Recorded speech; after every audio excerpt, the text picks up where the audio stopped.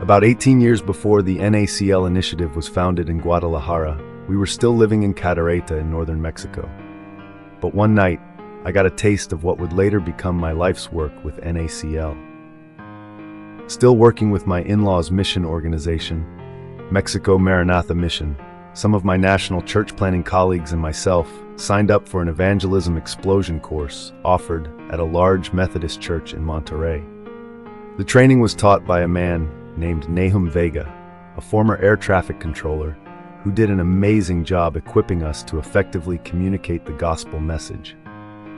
Upon finishing the coursework, we were given the opportunity to go out and actually use the evangelistic tools we now had with people we met out on the streets of the city. We were so excited to share the good news using what we had learned. We went out in pairs, and my partner and I headed to Monterrey's Gran Plaza, also known as the Macro Plaza, a sprawling open square with massive statues and fountains, a huge monolith laser tower, the governor's palace, and lots of people. We shared the gospel with a number of people and were on fire with passion for preaching the word and reaching the lost. Soon it was dark and getting pretty late, but we kept going. There were still a few people out and about. My friend and I came upon a young, nervous-looking woman with a small child cowering by her side. We approached and introduced ourselves. We struck up a casual conversation and soon learned that she was actually homeless and selling herself to anyone who would have her. She confessed she was doing this so she would have a place to spend the night and earn a little cash to feed her young child. I could not even imagine how she could consider doing such a thing, especially with a tiny toddler in her care.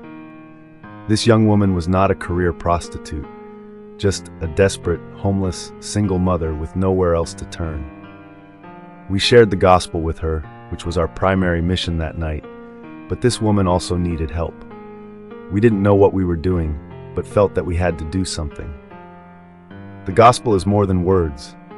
We knew of a young Christian woman from a local church who lived nearby, and we took a step of faith to call on her. We walked with the young mother and her child to our friend's home and knocked on the door. The door opened and we introduced ourselves as evangelism students and explained the situation to her. She had a thoughtful, concerned look on her face as we introduced the young woman and her child. Then she smiled broadly, welcomed them with open arms, and graciously took them in for the night. I never heard what became of her after that encounter in the Gran Plaza, but I will never forget that young mother. Little did I know at the time that God would call me to minister to so many more like her in Guadalajara many years later. Incidentally, after we moved to Guadalajara, I discovered that right around the corner from our church lived none other than Nahum Vega, who actually still remembered me from the EE course in Monterrey all those years before. Small world. Thank you so much for listening to this true story from Memoirs of Mexico. If you enjoyed this story, or if it was a blessing to you, please feel free to like and subscribe to my channel. That would be a blessing to me. I upload a new true story every day. If you like to read, you can also order Memoirs of Mexico in paperback or ebook on Amazon.com. There's a link in the description. Thanks again for listening.